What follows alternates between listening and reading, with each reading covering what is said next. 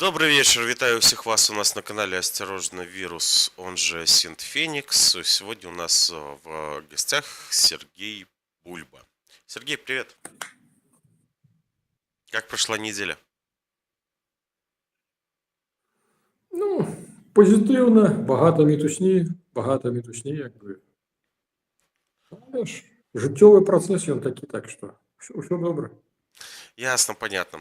Ну, тут чуть-чуть вопросов, конечно, накидали, когда после того, как я обвещал о том, что новый эфир будет, да. И вот вопрос от Димы, это администратор каналов Стоп Лука, да. Вот, он написал: у меня, пожалуй, пару вопросов будет.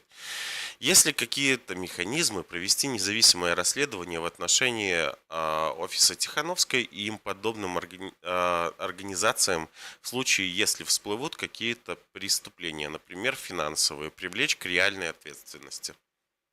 Это первый вопрос его.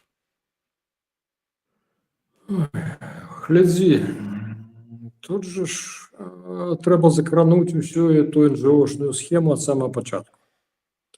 Оно часто так бывает, что самое позитивное памкненне, и оно с часом робится, нават самая светлая иерархия, якая б не склалася, і яна спочатку якби так вирішає свої задачі. Потім, коли з часом, яна вже починає работать на самозаховання. То бок у меня такое уражение, что вот вся эта НГОшная схема, и она уже работает просто сама для себя. А мы уже, як споживцы канчатковыя, их мало цікавим. Поглядзі, на што адбылося ў Афганістане. Пагаворваюць, што амерыканцы ўсадзілі туды якраз па лініі НЖО, па лініі бясконцых гэтых семінараў, бясконцых гэтых навучанняў, як трэба афганцам жыць, вот як цывілізаваныя людзі жывуць, яны ўсадзілі 1,5 трыльёны.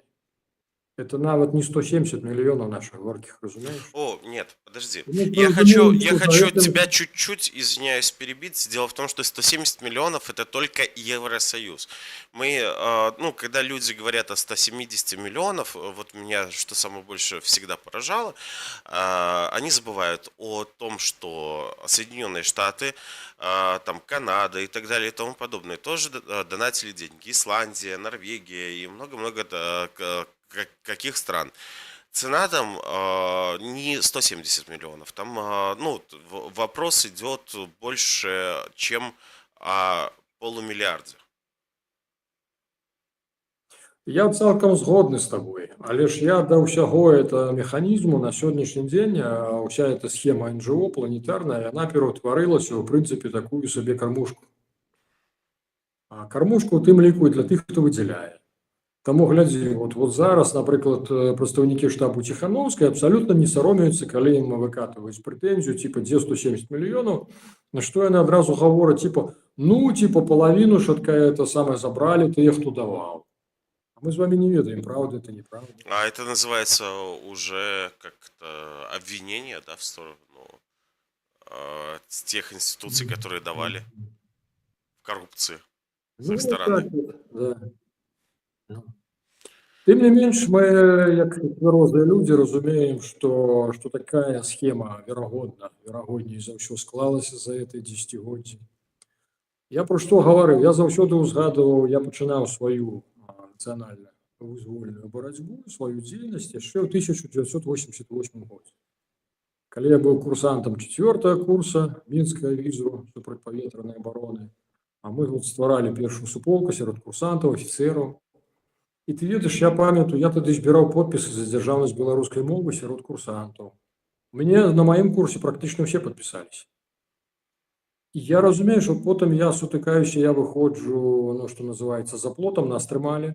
Я выходжу вот у цывільнае жыццё, я бачу багата людзей, ну, вот 80-е, 90-е. Мы шчыра вот былі гатовыя, мы збіралі подпісы самі, мы не прасілі за это грошу. А мы расклеивали улетки, это, мы сами шукали, где их разрисовать. Я хотя табе не было этих ні ксероксаў, нічога. То бок, разумееш, а потым уся вот это сусветны весь это механізм, ён пераўтварыўся на што? Ён ператварыўся на схему яшчэ адну кантроля. То бок зараз вот для таго, каб ну вот задумаў ты, напрыклад, ты там такі гераічны, задумаў у цябе ёсць паслядоўнікі, а задумаў ты, ну у нашым выпадку назовем так аднаўленне канстытуцыйнага ладу, а менавіта ўзброеным шляхам. Што бок што ты будзеш рабіць? Натуральна, вот усе гэтыя фонды, якія работаюць з Ціхановскай, зусім гэтыя з табой размаўляць не стануць. Ты пачнеш шукаць далей, далей тебе выведуць на якога-небудзь Сораса славнага. Прыедзеш ты да гэтага, ну вот, прадстаўнікоў этого Сораса, дзе табе скажуць, напишите свой бізнес-план. То бок бізнес-план рэвалюцыі, да? Клёва? Пішаш ты гэты бізнес-план рэвалюцыі, дзесь табе выцягваюць максімум інфармацыі, хто, што, куды. Пасля гэта я не ведаю, там ці даходзіць да самого Сораса. Ну, у лепшым выпадку, калі яму это цікава, калі ён адчувае, што яна гэты бізнес зробіць, то ён цябе падтрымае. А ў нармальным выпадку просто, ну, цябе здадуць просто спецслужбам той краіны, у якой ты збіраўся нейкі там лад мяняць. Вот і ўсё. Вот табе ўся схема. І вот уяві сабе, пачынаючы, напэўна, з году 2015-го, вот паспрабуй зараз з якімі-небудзь маладымі людзямі гаварыць пра тое, што давайце там вот подпісы збярэм ці яшчэ нешта, яны на цябе паглядзяць, а колькі грошай ты заплаціш? Ты бок разумееш, увесь свет уже прывучаны. Вот это, я и называю это матрица золотого унитаза. То бок весь свет прывучаны, ну, чувак, ну, заплати грошы, мы табе подпісы ці намалюем, ці збярэм, это уже твои праблемы. То бок шчырасць, мы згубілі душу, вот у чым сэнс. Мы ўжо самі як штучны інтэлект робімся, разумееш, вот у чым бяда. Адпаведна, я абсалютна не выключаю, я нездарма гаварыў пра гэта Афганістан.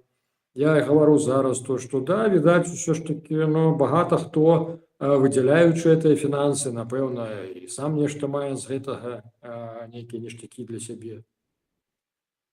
А тыя, хто выдзяляе, яны зноўку такі зацікаўлены, каб усё было ціха.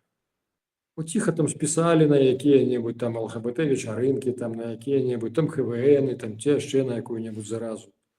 То бок, разумееш, яны ўвесь час, ну, на спектаклік на які-небудзь. Он же ўжо беларускія, я не буду называць прозвішчы, прадстаўнікі культуры смяюцца, пачуўшы, што, напрыклад, Радзе культуры выдзелена на культурніцкую дзейнасць это самае 5 мільёнаў грантаў. Яны кажуць, ну ясна, 3 мільёны адразу пойдзе вот на тэатр аднаму вядомаму персанажу, а яшчэ астатнія падзеляць паміж сабой кіраўнікі, ну і выдадуць пару грантаў невялікіх по 20-30 тысяч, каб было відаць, што ўсё ж такі, ну, ёсць нейкая вот быццам бы дэмакратыя. То вяртаючыся да пытання, я шчыра не бачу зацікаўленых. То бок, разумееш, тут мусіць быць, па-першае, сур'ёзная група журналістаў, якая на падставе асінта адкрытых граніц інфармацыі пачне збіраць інфармацыю.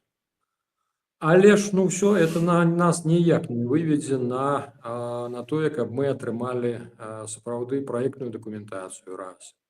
Каб мы атрымалі то самае праводкі по банку, куды яно праходзіла, як яно праходзіла, што яно праходзіла. Тым больш вот выпадку, як з тым же Лявончыкам, з гэтым байхелпам, калі ён нават не быў зарэгістраваны як юрыдычная асоба, калі ўсе грошы малаціліся просто на прыватныя рахункі. То як ты дзе тут што тут запытаешься? Тут толькі асінт, раз. А ўжо да асінта, калі будзе ўжо пэўная інфармацыя сабрана, тады трэба ці кіберпартызанаў, ці не партызанаў, але ж людзей, якія змогуць менавіта знутры цераз электронныя сродкі Да ладно, камунікацыі про выцягнуць киберпартизанов я лучше помолчу. Ну, я умоўна сказаў. Да нет, просто за 5 лет люди называют себя киберпартизанами, но 10 человек из офиса не смогли проверить, и почему-то именно мне пришлось их самому проверять, и ты там тоже проверял, и в итоге что получилось, что они все там связаны с режимом, а киберпартизаны что-то про это дело промолчали. У меня большие вопросы по поводу этого, честно. Очень большие. Я меў на ўвазе сам механізм. Я не канкрэтных выканаўцаў, а менавіта сам механізм. Па-перш за ўсё асінта, па-другое, падключаць менавіта тыя, хто здольныя вот цераз электронныя сродкі дастаць як бы так інфармацыю, якую не на паверхні. Таму што ні адна краіна нам тут не дапаможа. Ні Літва, я ўпэўнены, не будзе зацікаўлена, ні Еўропа, ні адпаведна, ні амерыканскія ніякія фонды. Так Ну что я бачу хорошо, тільки меня тогда такий варіант. интересует другой вопрос. Вот хорошо, вот асинт, да, то есть я сам занимаюсь по чуть-чуть асинтом, и могу сказать так, что, ну вот, я нашел информацию и так далее и тому подобное. А кто ее распространит? Дело в том, что, смотри, мы же берем, находится информация какая-нибудь вау, бомбическая и так далее и тому подобное, ну что-то типа того, как вскрыли этого Горбацевича, работающего на нашей Ниве, что он из ГРУ, да? А тебе идти-то некому. Тебе идти некому, потому что, в принципе, все СМИ под колпаком, та же самая, ну, в литовские СМИ ты не пойдешь, потому что они себе жопу будут прикрывать, потому что это сразу же удар по с репутации их спецслужб, что они пропустили этого человека. А вот с Валериком то же самое было. Помнишь, когда вскрывали, ну, максимум, что его сделали, это выгнали в Польшу, блин, и Польша молчит по этому поводу. Ну, вот как вот при этом действовать? Ну, хорошо, ты обладаешь информацией, но на эту информацию всем насрать. Ну да, так яны стараліся. У маёй часткі, маім вот логіка, якую я якраз прыводзіў, матрыца залатога унітаза, да, то яно ўсё в этой логіцы работает. Вот глядзі, тое ж самае я прайшоў зараз гэты шлях, таму што ну вот на мяне 1,5 гады наваливаюць, што я там бульба-рэйдэр, там это я поступіў недемакратически, там усё, а мне і сказаць няма дзе. Разумееш, таму што куды ты не сунешся, ты атрымліваецца што? Там хорошыя людзі, якія проста не хочуць сварыцца, а там і напрамую журналісты зацікаўленыя, якія ад Лапко атрымлівалі грошы і зараз ад Лявончыка атрымліваюць, ну і што ты зробіш? Таму тут застаецца толькі сваю альтэрнатыву нейкую рабіць і ўсё. Глядзі, я агулам вот за гэтыя 1,5 гады я неяк раней так акцэнтавана не звяртаў на гэта ўвагу. А зараз мне падаецца, што адсотак тых людзей, якія здольныя крытычна ўспрымаць інфармацыю, ён не больш 25-30. То бок от для гэтых 25-30 і трэба рупіцца. Яно, разумееш, я для сябе вот узважваў, глядзі, ёсць хорошыя, мілыя, цудоўныя, якія, ну вот, калі ў іх будзе магчымасць на дэмакратычных выбарах, яны там прагаласуюць, да, за таго, хто ім там это, вот, інтэрнэт скажа, ну, ці тэлевізор. А это люди не будут задумываться. И самое, як бы так дзіўнае, што яны не будуць дамагацца, каб у прынцыпе, каб іх нехта пачуў. То бок для этих людей цалкам дастаткова, ну вот раз там на нейкі там перыяд схадзіць, прагаласаваць і каб потым сказаць, типа ўсё фігня, я пайшоў сваім шляхам, усё. А якраз вот тых, каго можна назваць тыя, хто хоча мяняць гэты свет, тыя, хто бачыць эту несправядлівасць і хоча як бы аднавіць нармальны ходу жыцця, іх вельмі небагата. Нават вот з гэтых 25-30, якія крытычна мысляць, я ведаю сярод журналістаў і на еўрарадыё. Багата людзей, якія ў прынцыпе, ну, яны кемлівыя, яны разумеюць, што адбываецца. Але ж яны шчыра гавораць, ну слухай, ну зараз это мейнстрым, я не буду за гэта сварыцца, як бы так, ну мы пачакаем пакуль. То бок разумееш, вот пазіцыя нормальнага Позиция ты падатнога делай, беларуса. а мы потом, да? Да. Ты ж вот типа дурноваты, ты вот, блин, поднял эту тему, ну ты иди, это голову об стену разбивай, а мы, коли у тебя отрымается, то да, мы скажем, ну клево, чувак, а не отрымается, ну скажем, ну, ничего не Маргинал, сделаем, да, будем. маргинал. Так вот, Да, фишка в том, что да. они даже не помогут это. А самое интересное, что вот мы много белорусы разговаривают о том, что надо скидывать режим Лукашенко и так далее и тому подобное, а потом проводить люстрацию, да? Ну вот в этой вот ситуации, допустим, ты скинешь, ну, скинешь, не скинешь, а там к ответственности вот эти вот непонятные псевдоструктуры, да, там, допустим, ты добьешься этого. А что эти журналисты думают, что они не пойдут паровозиком или думают, что за это, как его, Тихановская их куда-нибудь заберет на Каймановые острова, как Лукашенко, да, лукашенковские вот эти вот прихлебалы думают, что Лукашенко их тоже заберет. По-моему, здесь та же самая схема. То есть ты, Бульба, действуй, да, там, ты, вирус, там, действуй, а мы потом будем говорить, что вы были молодцы, а мы были неправы. Нет, так дело не канает. их, ну, то есть, как ты думаешь, их же надо будет тоже к ответственности привлекать вместе со всеми остальными. Они же промолчали, они же ничего не сделали. Или как? Ну, ти видиш, вони заходять з іншого досвіду.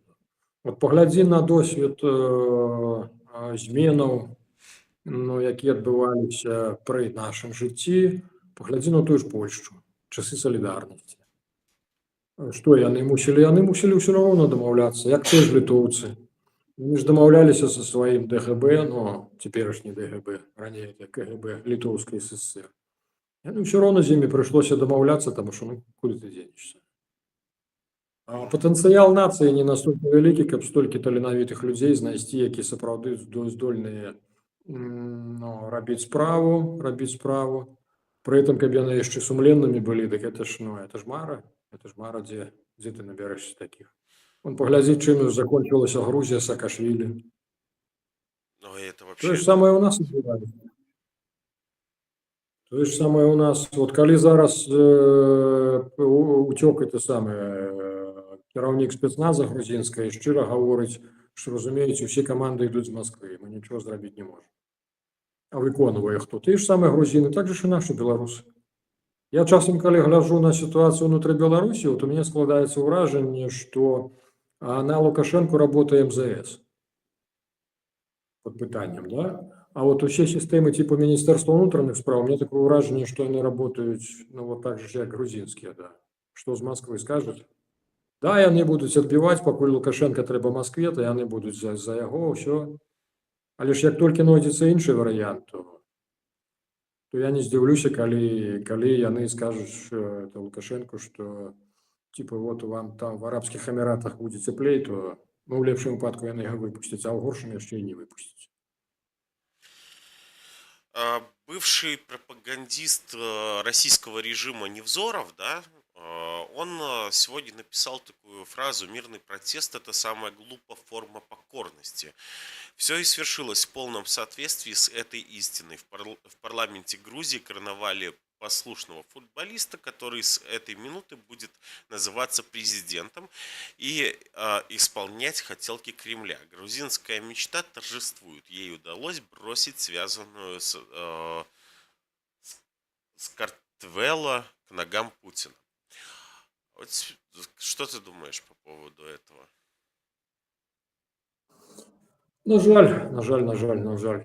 Я спадзяваўся, што, канешне, ну, разумееш, это мы, беларусы, у нас самы вялікі аб'ём мозга, а мы як бы так заўсёды знойдзем, як апраўдаць, чаму вот так адбылося, што мы в этом зусім не павінны, это все вонкавыя абставіны. Это наш псіхалагічны набор звычайны. А якраз я, гледзячы на украінцаў, грузінаў, я разумеў, што там сонейка паболей, там паболей эмоцыі, яны больш гарачыя, таму яны, ну, вот, здольныя на подвиг і, скажем так, дастойныя свабоды в сілу таго, што яны жывыя, значна болей, чым мы на сённяшні дзень, таму што мы не вельмі жывыя, калі шчыра. Мы это ментал, вечны ментал, які ўсё апраўдывае, ўсё абгрунтоўвае. Ну, а таксама на мозг расскажет, что вот белорусы вечно всех оправдываются как говно, типа офиса и Лукашенко. Некоторые, я уже от представителей наших псевдодемократических сил иногда, когда слышу вот это вот типа, а может Лукашенко там и более-менее в нормальном что-то ключе, я им в морду хочу плюнуть, вот честно. Лучший вариант для Беларуси, инакше у нас бы давно было... то есть ты уже тоже это весь бред и дичь слышал, да? То есть и я просто офигеваю. Что? Это не от силы, это не от силы, это от того, что мы заўсёды привыкли все оправдывать и все списывать, что нехто для нас мусіць нешта зрабіць. На жаль, такие паттерны психологичные нашей нации. И я бачу, что нам их в першую чергу трэба мяняць. Так вот, до пытання Грузії і Украіны, я все ж таки спадзяваўся, што паболей сонейка, людзі больш жывыя.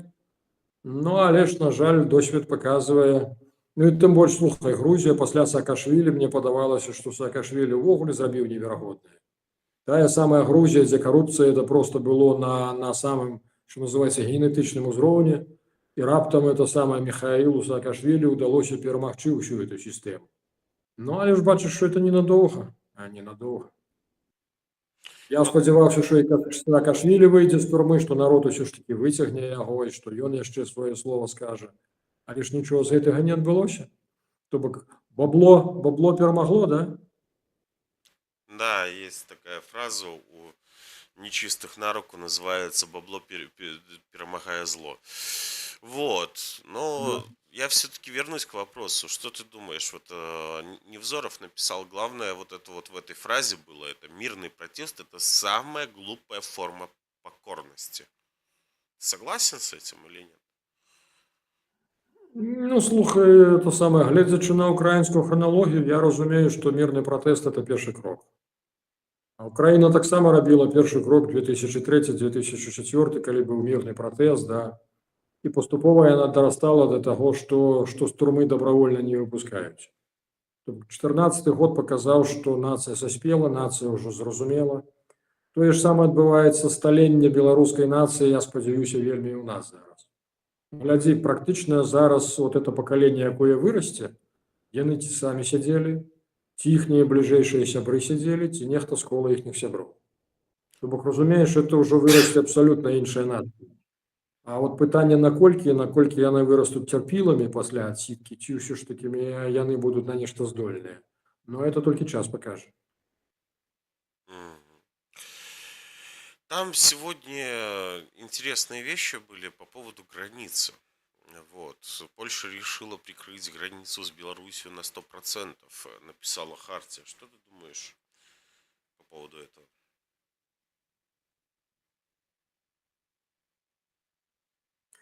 Ну, по Польшчы это самае, там не зусім як бы, ну, падача інфармацыі, ну, искусство заголовка не мне ж табе расказваць, Ну што да, яно часам здзіўляе. Да, да, да, да. да-да-да. Польшча вырашыла. Польшча поставила 140 километров это сама паркана на беларускай мяжы вышынёй 5,5 метров. Усё здавалася б, усё цудоўна, усё класна, але ж аказалася проста і банальна, што можна ўзяць жыгулёўскі домкрат і вот этой самой поперачкі просто рассунуць домкратам і нармальнаму чалавеку пралезці. Вот і ўсё. І зараз тое, пра што Польшча гаворыць, тое, што яны, да, яны павялічаць гэты самы плот на даўжыню ўсёй нашай мяжы, перакрыюць усё, умацуюць яны этой самай поперачкі. Але ж, ну, у маім разуменні это ніяк не ўратуе, таму што мігранты вернуцца да папярэдняй тактыкі, калі яны проста прыходзілі са сваімі драбінамі ці збіралі драбіны там аж у лесе, маючы адпаведны інструмент. Вот і ўсё. Так што я не думаю, тут усё ж такі больш залежыць ад наколькі Польшча зможа націснуць на самога Лукашэнку. Мы ж з вами бачым, што практычна пад канец года хваля нелегальнай міграцыі звялася практычна да десяткаў чалавек, і это не толькі таму, што зіма. У прынцыпе, глядзі, вот я таксама датычны троху да гэтага працэсу. Мы пачалі скубаць польскія ўлады яшчэ гады 2 таму пры мінулым урадзе, намекаць на то, што глядзіце, адзіны сродак уздзеяння на Лукашэнку это давесці да Сі Цзіньпіня, што можа пацярпець ягоны транзіт іхніх тавараў з Кітая на Еўросаюз цераз Беларусь. Пры старым урадзе Польша нам сказала, што не, это вялікія эканамічныя затраты, мы на это пайсці не можам. Але ж потым, глядзіце, вот я кажу, у нас атрымалася такая невялікая, але ж дастаткова разумная, кемлівая ініцыятыва. Нам удалося ў тым ліку падбухторыць нобелевскіх лаўрэатаў. Яны падпісалі, да, гэта ліста. Данеслі мы ў тым ліку пікетавалі і польскія ўрадовыя арганізацыі і заходзілі канкрэтна да кітайскай амбасады, перадавалі ім сваё разуменне. Закончылася тым, што Дуда ўзяў на ўзбраенне, прэзідэнт Польшчы Дуда ўзяў на ўзбраенне эту ідэю, і калі ён быў у Кітаі крайні раз, то ён усё ж такі Сі Цзіньпіня папрасіў, што вы вот на свайго это стратэгічнага партнёра, вы яму намякніце, што так недобра.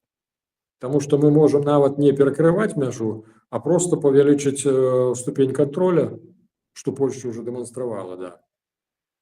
Калі на беларускай мяжы такія былі чэргі нават сярод гэтых грузавікоў і чыгуначных, і аўтаперавозак. Ну і відаць, усё ж такі Сі Цзіньпінь намякнуў да Лукашэнку. І я шчыра звязваю тое, што зараз колькасць гэтых мігрантаў мераецца дзесяткамі пад канец года. Паўтаруся, не толькі з зімой, але ж і з тым, што Лукашенко быў змушаны выконваць тое, што гавораць кітайцы.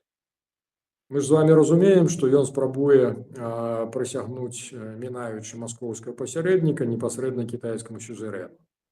Колькі ён намаганняў для этого прыкладае, і сыночка адправіў туды вучыцца. То бок ён разглядае Кітай для яго вельмі важны.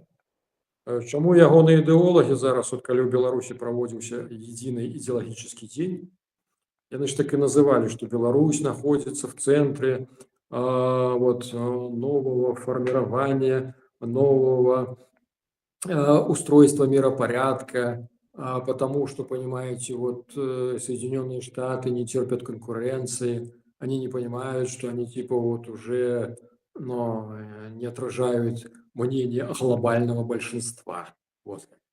То бок не некая там глобального юга, чи яшчэ кагосьці, а яны лічаць, што Кітай, Іран, Москва і Мінск, які это спрабуе прытуліцца да гэтага, што это прямо ўжо глобальное большинство, понимаете. То бок Лукашенко жыве ў этой парадзігме, таму для яго Кітай вельмі важны. І калі я разумею, што цераз нашу тэрыторыю, у прынцыпе, увогуле чыгуначным транспартам ідзе толькі 3% кітайскага экспарта на Еўразвез, усё астатняе ідзе марскім флотам. Але ж, відаць, это 3%, но кітайцам на сённяшні дзень не хацелася б губляць. А глядзі, што адбываецца. Менавіта зараз, гэтымі днямі, по-моему, уже подписывается документация на тое, што Кітай будзе весці новую чыгунку цераз Туркменістан, Узбекістан, уже мінаючы Расію. Табе адказ на Снизу. агулам, да. Агулам транзітная будучыня Беларусі, яна, на жаль, заканчивается. У тым ліку з-за Сірыі. Асэнсавалі мы это, не асэнсавалі. Але ж, тым не менш, Сірыя, калі туркі, скажем, адзін з асноўных бенефіцыараў, то туркі ўсё ж таки пачнуць зараз рабіць газавы хаб, пастаўляць газ з Катара на Еўропу. І то бок, адпаведна, Еўропа у Еўропе не будзе запатрабаваны расійскі газ. То бок усе нашы газпромы расійскія і ўсе нашы белтрансгазы, у прынцыпе, як і украінскія, таксама эту ж старую савецкую сістэму можна паціху будзе забывацца. Разумееце? Зруйнуюць. Да. Так што, на жаль, той час, калі можна было скарыстаць Беларусь, то самае наше геаграфічнае становішча, удала прадаваць, гэтыя часы, відаць, яны у бліжэйшыя 5, 7, 10 гадоў яны завершацца. Ну, это более-менее неплохой результат, потому что Россию надо обескровливать. А в венах России как раз и течет и газ, и нефть, и все остальное. Поэтому я считаю, что это очень неплохой вариант. Ну і нам трэба будзе вучыцца жыць на сродках, што называецца. Усё правильно. Разлічваць на кемлівых людзей, на тое, што мы нешта прыдумаем, нейкае ноу-хау. Я по гулам пропонував японцам після війни. Пока Лукашенко в 2020 году не начал дурковать, белорусы очень хорошо в IT-сфере развивались и так далее и тому подобное. И, то есть белорусы умеют деньги зарабатывать. Но для этого в стране должна быть нормальная власть, а не узурпационное правительство, которое пытается человека раздеть до голой жопы, блин.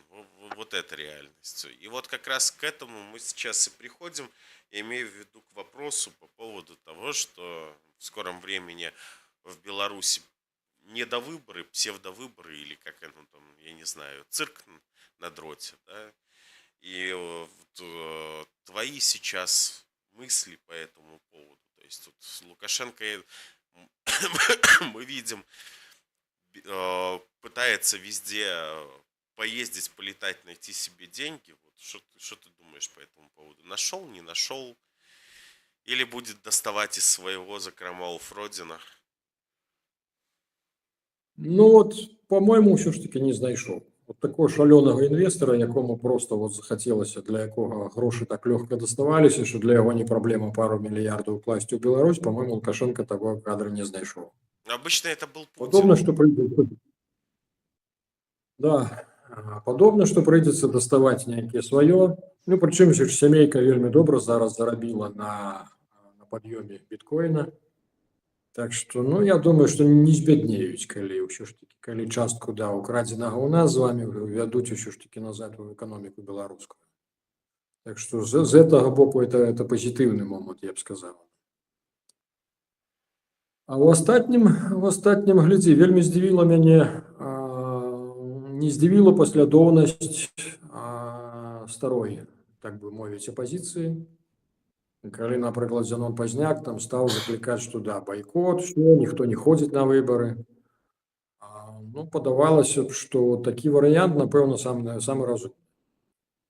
Але ж, ну, тут з'яўляецца это самае чэсныя людзі, жываглатаючыя всех, понимаете ли, Живоглотиха. якія заяўляюць, записываюць, да, відэазварот, дзе куча цікавых людзей, а я бы некаторых нават з іх накрэсліў як асобы, да, і раптам яны ўсе выказваюць, ну, я не про Ціханаўскую і Пал Палыча, ну, я про вот, ну, нармальных сумленных беларусаў, якія там, то, в прынцыпе, таксама былі задзейнічаны ў роліку. І раптам это люди заявляют, что ну вы ж там идите, это самое, на Сонейка рисуете. Лукашенко, вы придите, да, Сонейка намалюйте. Ну, что это?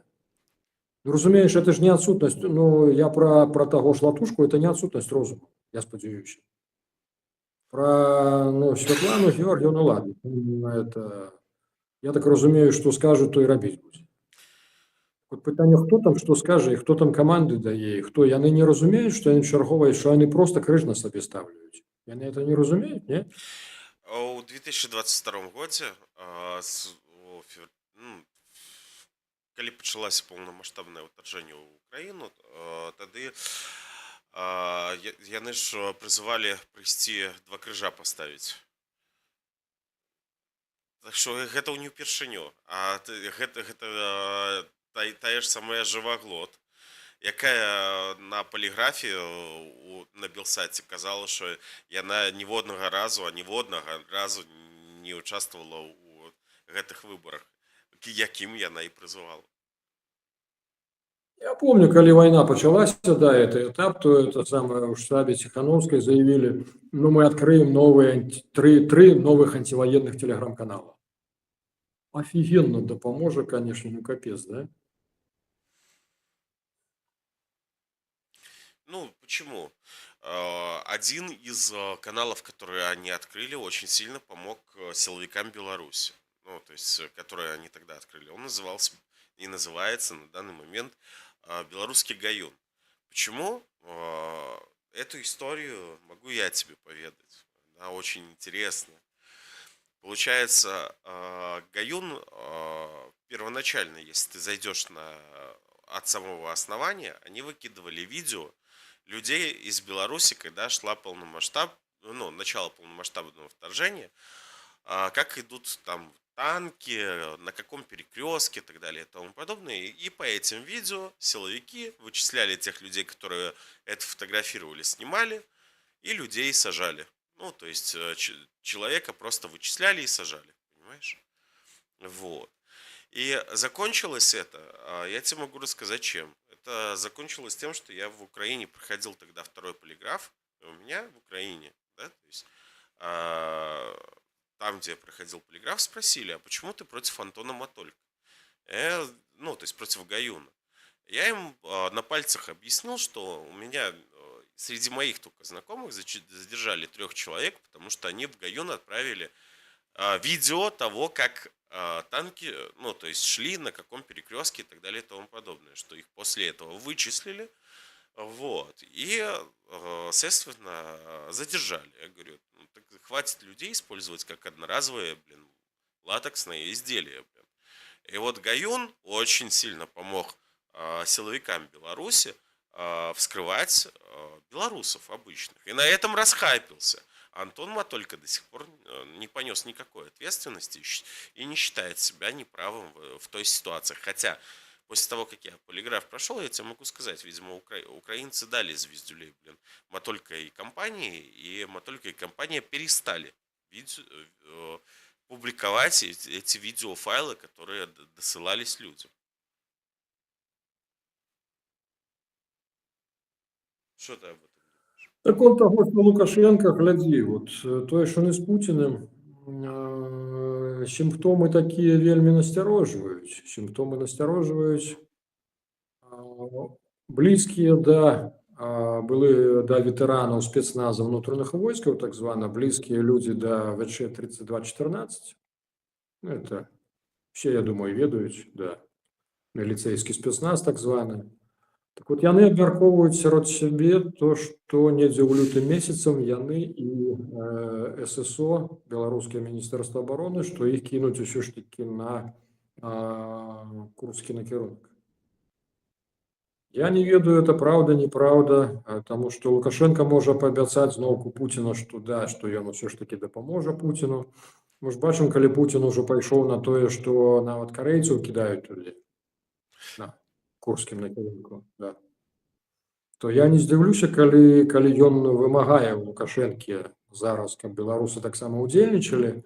Ну, тут такі кампрамісны варыянт, да, беларусы ўжо не будуць заходзіць на украінскую тэрыторыю, але ўсё ж такі ваяваць будуць супраць украінцаў.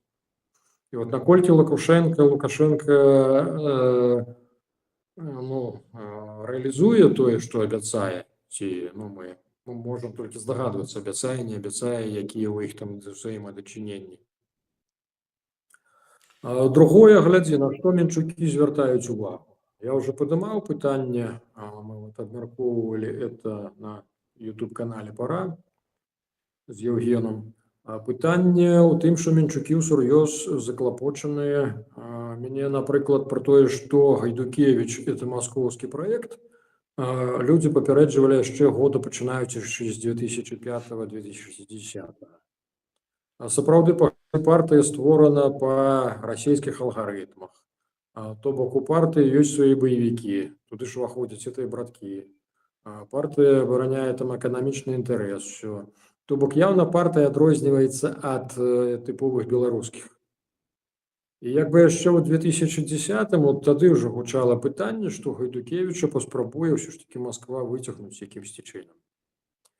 Калі зараз мне менчукі гавораць, што вот зараз Лукашенко абдураць, і што за это спойлера там намалююць, маўляў, 80%, што там ягоныя летнія эліты здадуць, я, канешне, шчыра сумняваюся. Таму што я разумею, што колькі б людзей не прагаласавала за любога спойлера, я так і разумею, што за Лукашенко ўжо гатовыя, наколькі я чуў, усё ж такі зараз яны будуць пісаць не 90%, а ўжо быццам Лукашенко пагадзіўся на 75-76. На 52-54 не, а вот 75-76 яшчэ ладно, да, быццам бы ён пагадзіўся. Але ж я бы звярнуў увагу ўсё ж такі на вот эту кангламерацыю. Глядзі, Гайдукевіч, Карпенкоў, вельмі амбітны таксама чалавек.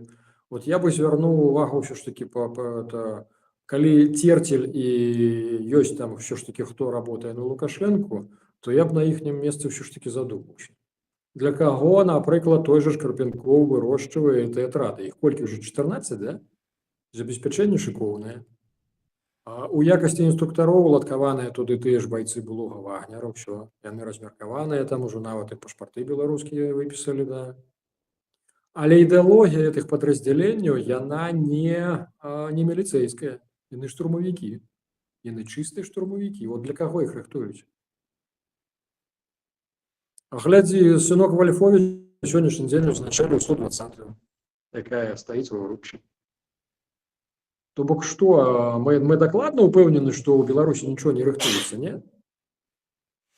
Я тебе могу сказать одну маленькую вещь, что вот совсем недавно, 23.12.2024, то есть в этом месяце, 5 дней назад, Госдеп призвал граждан США немедленно покинуть Беларусь. Зачем призвал, почему призвал, я не знаю, но вот призвал, да, то есть... Что ты думаешь? Так, мы бачили фактами, причины нам невядомыя. Да. А прычына ў тым, што ў тым ліку пастаянна з Менску ідзе інфармацыя пра тое, што уладам хочацца ажывіць выбарамі, натхніць народ, каб народ усё ж такі пайшоў на выбары. А якім чынам натхніць? Ну, у тым ліку разглядаўся варыянт што-небудзь накшталт это ліквідацыі Грышы Азаронка для таго, каб потым сказаць, што это вот злыя тэрарысты з палка Каліновскага. Ужо ж месяцы паўтары таму СВР расійскі заяўляў, што мае інфармацыю, што быццам бы вот якраз байцы беларусы, якія ваююць за Украіну, рыхтуюць нейкія тэракты на тэрыторыі Беларусі. То бок я не здзіўлюся, калі тут зноўку будзе свая гульня па розных ведомствах. Расіі ж трэба Лукашэнку далей заганяць у кут. У 2020 годзе ў іх класна атрымалася, да? То бок зараз ім зноўку трэба, тым больш, калі сапраўды Лукашенко абяцаў больш на выбары не вылучацца. А тут пайшоў як бы так насуперак волі быццам бы Маскве. То Маскве так ці інакш яго трэба заганяць у кут. Якім чынам это можна зрабіць? Зараз шырокія народныя от масы, як это ў 20-м уже не падымеш. Потому что людей вытащили со страны, вытянули. Да. То бок што можна зрабіць? Толькі вот якраз это самае, нейкімі тэрактамі, вот такімі вот нейкімі мерапрыемствамі загнаць. Таму амерыканцы як бы ў першую чаргу і не рэкамендуюць сваім грамадзянам наведваць якраз вот вялікія нейкія грамадскія мерапрыемствы, дзе ёсць вялікія скапленні народу. Мы ж з вами разумеем, што выбух у Менскім метро, што тут не Кавалёўска навалавым это рабілі. Конечно. Таму амерыканцы асцерагаюцца да чагосьці падобнага, таму яны рэкамендавалі сваім грамадзянам максімальна дыстанцыянавацца і пакінуць Беларусь. Ну, просто само по себе, то есть уже было озвучено по поводу того, что это вполне может, ну, то есть может произойти, да, то есть там какое-то метро 2.0, да, что они настолько, прости, отмороженные, что при учете того, что это уже информация гуляет везде, все равно пойдут на это. Ну, мы ж там не ведаем, пойдуць, не пойдуць, ну.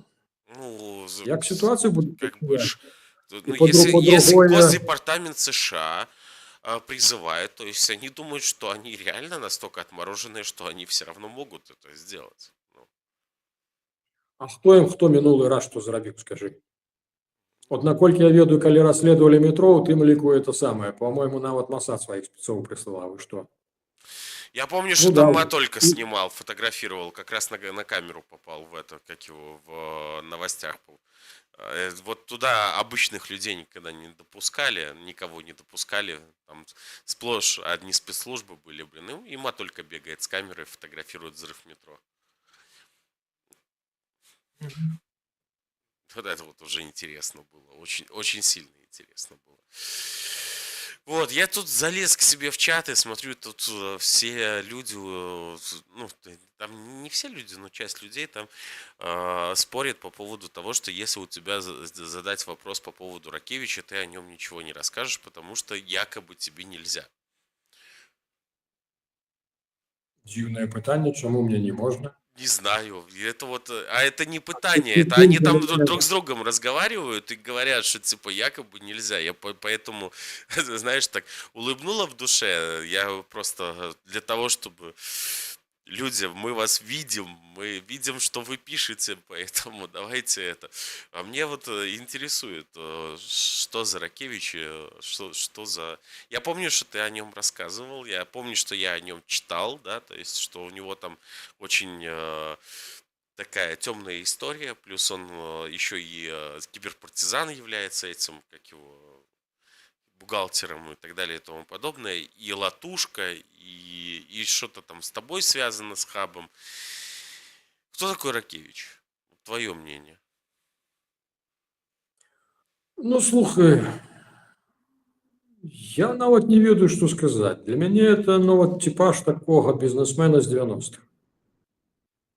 То бок, да, у яго такі агрэсіўны стыль вядзення бізнесу, ён это самае, в прынцыпе, ну, нават бізнес арганізуе там, дзе нармальны чалавек бы не падумаў, што это можна арганізаваць. Я тут больше здзіўляюся этому Сашу Лапко. Саша Лапко не разумее, што ён быў за фунтаў спачатку Ракевіча, зараз ён за фунтаў у Лявончыка. Хто його ратаваць будзе? Я вот это зусім не разумею. Так от, вяртаючыся да Ракевіча, я яго не настолькі ведаю, але ж, ну, вот псіхалагічны партрэт для мяне на сённяшні дзень, ну, я паўтаруся, да, это тыпаж бізнесмена з 90-х. То бок ён, у прынцыпе, прадказальны, ён зразумелы. Ён не такі цынічна паскудны, як вот это рускай бядзе чаруюць, крадуць грошы і шчыра табе расказваюць, што не, это вот нехта нехарошы, да, это не мы, да.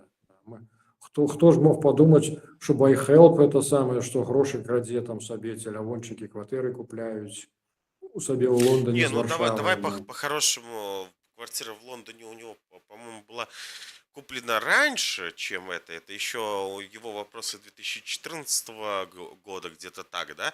Потому что покупал он ее до 2020 года. Но, насколько известно, покупал он в кредиты. Вот как он кредиты гасил, вообще эта история довольно-таки темная. Да?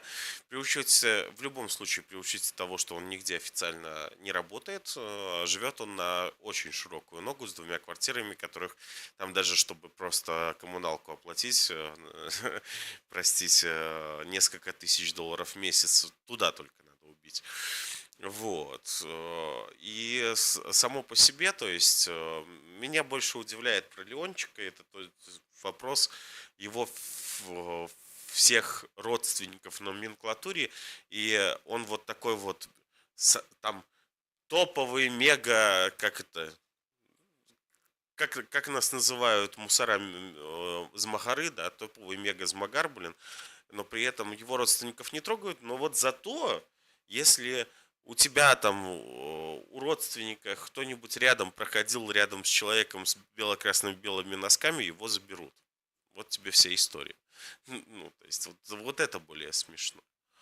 Честно. Потому что сам я даже адрес знаю этой квартиры. Мы ж уже расследовали это дело. Ля. Вяртаючыся да Ракевіча, для мяне это ўсё гучала, я, напрыклад, яго ведаў у тым ліку, што ён у тым ліку, калі пачалася вайна, калі пачаў арганізоўвацца той же батальён каліноўцаў, ён спачатку батальёнам называўся, да, не полк Каліноўска, да, то я, напрыклад, чуў, што Ракевіч это рэальна дапамагаў, што ён туды і гуманітарку адпраўляў, усё, што трэба было. Таму я б не рабіў выснову, у меня няма па ім столькі інфармацыі. Далей я раскажу так, што Ракевіч, да, калі, я так разумею, што нашаму юрысту менавіта ён прапанаваў, я ўжо гаварыў пра гэта, я тады знаходзіўся ў Кіеве, да, у нас тады стаяла задача, нам трэба была свая асацыяцыя, але ж юрыст сказаў, што свая асацыяцыя это рэгіструецца ад 6 до 8 месяцаў, і тут ён мне тэлефануе, што кажа, ну вот тут Ракевіч прапануе, што это самае, вайсці ў кіраўніцтва хаба. Я адразу сказаў, што калі мы заходзім, то Ракевіч і ўсе астатнія адтуль выходзяць. А вот это якраз аргумент, Лявончык, наколькі я ведаю, ён дагэтуль скарыстоўвае ў размовах з некаторымі дыпламатамі, расказваючы, што Бульба з Ракевічам працягваюць грошы красці. Так я паўтаруся, мы за гэты час ні аднога не атрымалі гранта, раз. Так што не было чаго красці. А по-другое, Ракевіч, калі вы зойдзеце ў КРС, Польша дэмакратычная краіна, тут можна зайсці цераз інтэрнэт паглядзець, хто засноўнікі, то Ракевіч, у прынцыпе, пакінуў шэрагі засноўнікаў, разом з Лапком. Все. Я понял. Ну, может, только позднее. Тут еще вопрос в чате возник. Вы говорили, что одной из причин вашего согласия возглавить хаб было то, что для реализации проекта «Беларусь 2.0» нужно было юридическое лицо.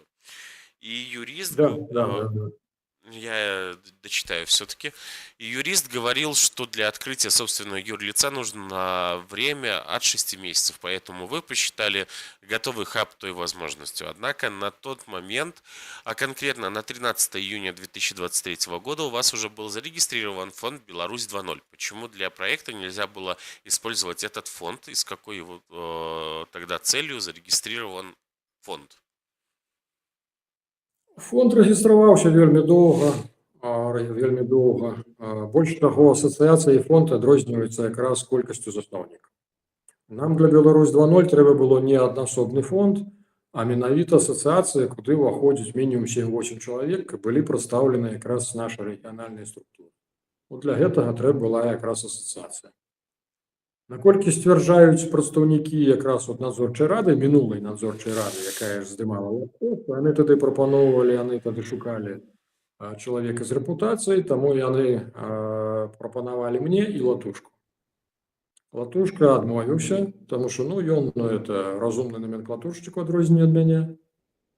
Ну, а я вот не адчуўшы, скажем так, што тут можа быць закладзена міна, я як бы улёз. Хорошо, окей. Пока вопросов таких больше нету, я хотел бы спросить, вот совсем недавно Лукашенко еще 20 человек выпустил. Вот. Наши ж демократические силы вообще, в принципе, все разводят руками, не знают, почему он выпускает политических заключенных. Вот твое мнение, почему он начал выпускать политических заключенных? Ну, хотя честно, я не могу это сильно выпуском назвать, это цирк. Но, во всяком случае, меня радует, что там больные люди хотя бы выходят. Ну, глядзі, я не першы раз падымаю пытанне, што ў нас у дзяржаве на Лукашенко работае МЗС, а Міністэрства ўнутраных спраў работае супраць. Таму глядзі, МЗС рэкамендаваў Лукашенку для таго, каб наладзіць адносіны ў тым ліку і з Кітаем, і з Польшчай, і з еўразвязам, то самае паказваць, што Лукашенко гатовы выпускаць палітвязняў, гатовы да дэмакратызацыі.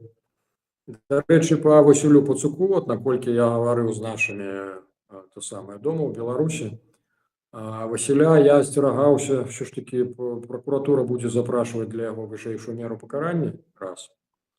Але ж, я асцерагаўся, што Васіля нават правядуць вышэйшую меру пакарання менавіта да выбараў, каб паказаць усім афіцэраў, што з імі будзе ў выпадку, калі яны паслухаюцца ўзурпатара. Але ж пагаворваюць, што яны не паспеюць так хутка, яны не спяшаюцца, і што ўсё ж такі Пацук якраз Васіль стане якраз тым абменным фондам. То бок яго павесіць яму гэты артыкул, таму што там хапае, там і тэрарызм атрымліваецца, там ж і стварэнне НВФ, і падрыхтоўка гэтых самых тэрарыстаў, то бок там на Васіля можна навешаць столькі сабак, што там нават не спрэчыш па беларускім заканадаўстве. То бок яму дадуць вышэйшую меру, але ж яго потым будуць скарыстоўваць менавіта для гандлю. Так от, вяртаючыся да думкі, маё разуменне, што МЗС якраз стараецца і рэкамендуе Лукашенку это рабіць. А ў той час, як Міністэрства ўнутраных спраў, якраз стараецца, каб усё было наадварот. То бок, глядзіце, 20 чалавек выпусцілі, а колькі за это месяц арыштавалі? 200? Ці болей? Больше. Только за сегодняшний день 17 в одной речице. Да. Вот про что мы с вами говорим, да. И кто в этой державе, кто контролирует, кто на кого работает. Вот как раз к этому, почему я и задавал вопрос, к этому я иду дальше. Что нам надо делать для того, чтобы изменить ситуацию и начать двигаться вперед, а не топтаться на одном месте и даже хуже. То есть мы не просто топчемся на одном месте, мы делаем 10 шагов назад, учитывая то, что за 5 лет режим подготовился к, допустим, 2025 году и повыкидывал людей из Беларуси, а оппозиция совершенно ничего не сделала для того, чтобы снести режим или хоть как-то сделать так, чтобы режим понес какие-то глобальные потери, а не пальба по воробьям из пушки, честно. Что ты думаешь, твой рецепт? А мой рецепт на сегодняшний день, вот зыходзячы з таго, што ёсць, глядзі, што самыя паскудныя вынікі 2020 года это тое, што до 2020 года у нас у Беларусі было 3 асноўныя наратывы. То бок умоўна это тыя, хто прагне свабоды, это тыя, яны збольшага нацыянальна арыентаваныя, для іх слова Беларусь это радзіма, да. Другі асноўны наратыў это умоўныя БССРаўскія, это хто вакол Лукашэнкі. там уже ступень отдадзенасці Лукашэнкі можна это целую градацыю вводзіць, але ж тым не менш, то бок я іх называю умоўна БССРаўскія, это асноўная маса беларусаў. Ну і невялічкі это самае 5-7% это рускамірскія. Мгм. Так от рускамірскія ўсё ж такі скемілі, яны паглядзелі, што пакуль Лукашенко будзе ва ўладзе, ён не дасць зарэгістраваць ніякую грузінскую мару. То бок такога аналага, як што мог бы зрабіць Мазепін у Беларусі, а Лукашенко вельмі добра даў зразумець, от літаральна 1,5 месяцы таму назад, калі ў Менску былі арыштаваныя 2 намесніка Мазепіна, да? Яны таксама з беларускімі пашпартамі, да. Так от русакі пралічылі ў 2020 годзе яшчэ, што пакуль Лукашенко ёсць, ён ніколі не дасць сфармавацца вот такой вот аналагу грузінскай мары, беларускую мару. І яны просто пайшлі, яны сталі мімікрировать якраз под вот этих преданых Лукашенко, БССРовских. За кошт уплыву, за кошт грошаў расійскіх яны пролезлі ў кіраўніцтва сродкаў масавай інфармацыі, кіраўніцтва сілавых структур. І яны, уласна, вот эта хваля рэпрэсій, яна ж у нас у 20-м як пачалася, так яна дагэтуль не спынялася. Я лічу, што это якраз вот рэалізацыя іхняга стратэгічнага плана па выцісканні з Беларусі якраз усіх, хто вот любіць надта свабоду. Усіх практычна носьбітаў нацыянальнага наратыва. І на сённяшні дзень мы можам гаварыць, што ў Беларусі практычна засталіся, по-рознаму можна ацэньваць колькасць тых, хто быў змушаны, хто зараз у турмах. Пагаворваюць, што па палітычных матывах прайшло каля 40 000 беларусаў за гэты час з 20-го года. Там розныя артыкулы. Большасць, конечно, не прызнана палітвязнямі. Ну, але ж тым не менш, сама лічба ўражвае, да, я калі палякам расказваеш, это зусім не часы салідарнасці, у вас такого не было ніколі, вас не катавалі. Ну.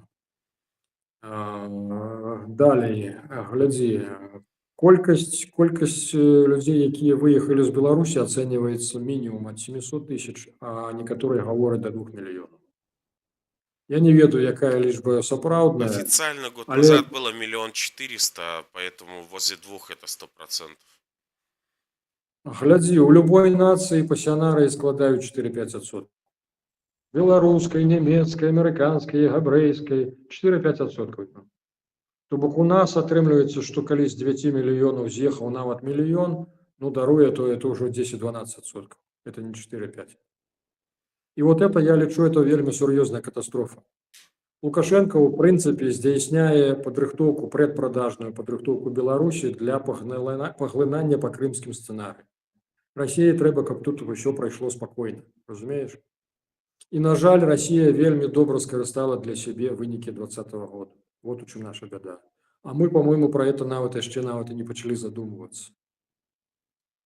З пазітыва я скажу так, што у нас будзе некалькі вокнаў магчымасцяў, але ж яны будуць вельмі кароткія, і нам трэба быць да гэтага гатовымі. Разумееш? Вот но с этой оппозицией мы не будем готовы к ним. Если мы их не скинем, то нереально. Я абсолютно не различиваю на эту оппозицию, шчыра. То бок, у маім разумении, это не оппозиция, я схильный тут украинский генерал, на імя Віктор, прозвішча называть не буду, ён генерал контрвыведкі, ён заўсёды меня подкалываў так. Кажу, у нас только одно сумнение. Ну, я не говорю, это ты сказал. Он меня заўсёды подкалываў так, кажа, для нас только одно сумнение, ваша Тихановская, это, кажа, от пачатку проект расійскі, ці это потым усё ж таки беларускае КГБ подхапіла, ці яны адразу ўсё это замыслілі ад самого пачатку разам. Вот он реальное ставление Украины. А генерал контрвыведкі, напэўна, інфармацыі мае трошку болей, чым мы з вами. Чаму і ніколі не адбудзецца сустрэчы паміж Тихановскай і Зеленскім? Якраз от таму, што Украіна цудоўна разумее, што это і да чаго это. Таму я абсолютно не разлічу. Я іх нават не называю апозіцыя, это НЖО Тихановскай. Такое часовы творчы калектыў по раскраданні фінансаў, выдзеленых якраз на барацьбу ўнутры Беларусі, на аднаўленне дэмакратычнага ладу. Ансамбль песні і пляскі. Да. Пытанне, што нам трэба гуртавацца, нам трэба шукаць крыніцы фінансавання, таму што для прафесійнай нармальнай работы трэба фінансы, як бы так, сур'ёзныя фінансы. Вот это на сённяшні дзень наша праблема. Але ж для гэтага, я так разумею, УАЦ нам якраз і падарыў Светлану Георгиевну со всем этим ОПГ, ой, в смысле ОГП, да? Чи як там правильно? Ну, ОПГ. откуль это люди там, ну да, да, откуль это люди там узяліся, для мяне сакрэт, але ж яны чамусьці выступаюць, што яны таксама асвечаныя флёрам легітымнасці, вот, понимаете, прэзідэнта па безнаўку. То бок задача для нас, конечно, это знаходзіць то самае нармальных людзей сярод нас, а людзей, якія гатовы не толькі гаварыць, не толькі абмяркоўваць, але ж гатовыя нешта рабіць, як бы рыхтавацца для таго, каб у прынцыпе, калі з'явяцца вот этой вокны магчымасцяў у Беларусі, каб мы маглі імі скарыстацца. Сергей, спасибо большое за то, что ты пришел на эфир, потому что уже эфир более часа. Ждем тебя на следующей неделе у нас. Ну, давай напоследок что-нибудь людям, что ты хочешь, можешь еще донести, сказать через наш канал. Вот, люди приходят тебя смотреть, люди тебя приходят слушать, люди пытаются налаживать коммуникацию. Это уже чего-то достоит. Что я хочу сказать? Все-таки Новый год, ну вот, Новый год природный, я бы сказал, это с 21 на 22. Это день солнцевороту. Ну, камусьці падабаецца яго адзначаць цераз 3 дні, а пасля гэта 25. Ну, ладно, таксама Новы год. Камусьці падабаецца з 31 на 1. Ну, мы як вот абсолютно дэмакратычныя людзі вітаем усе новыя гады. Таму я шчыра, да, зычу землякам і літвінам, і беларусам, і літвіна-беларусам, да. Я лічу, что для мяне это тоесна. Это, да, это обновить свои корни, зразумець, асэнсаваць свае корні, да. А на сённяшні дзень абсалютна шчыра зычу здароўя, дабрабыту, ну і цвярозага глузду, каб мы маглі прыймаць цвярозыя рашэнні. Ну а ўсё астатняе залежыць ад нас, таму што, ну, я лічу, што ўсё ж такі мы, беларусы, дастаткова кемлівыя. Нездарма ж Бог нам даў самую вялікую масу мозга. Мне интересно, белорусам именно самую великую массу мозга. А было это самае даследаванне, яго, по-мойму, Расія рабіла перад канчынай Саюза ці адразу пасля, і сапраўды это самае беларусу аказалася маса мозга найбольшая вот па ўсім вот нашим этом бліжэйшым асяроддзі, на ўсёй Еўразіі. Я впервые это слышу, но очень интересная информация. Ребят, спасибо большое за то, что вы пришли на канал. Не забывайте ставить лайки, не забывайте подписываться, не забывайте помогать каналу. Можете помогать каналу под стримом есть донатные площадки. Также Сергей Бульба является руководителем молодежного хаба «Робим разом» в Варшаве, куда вы можете подавать свои инициативы, в принципе, помогать развитию самого хаба. Да. Запрашаю на Новый год, на святкаванне, будем абсолютно, вот запрашаем усіх охотных, но одна просьба не злоўжываць алкоголем, а так абсолютно шчыра будем рады бачыць усіх. То есть Леончику с этим, с Стрижаком сразу же нельзя. Бухари не нужны. Все, спасибо. На этой позитивной ноте всем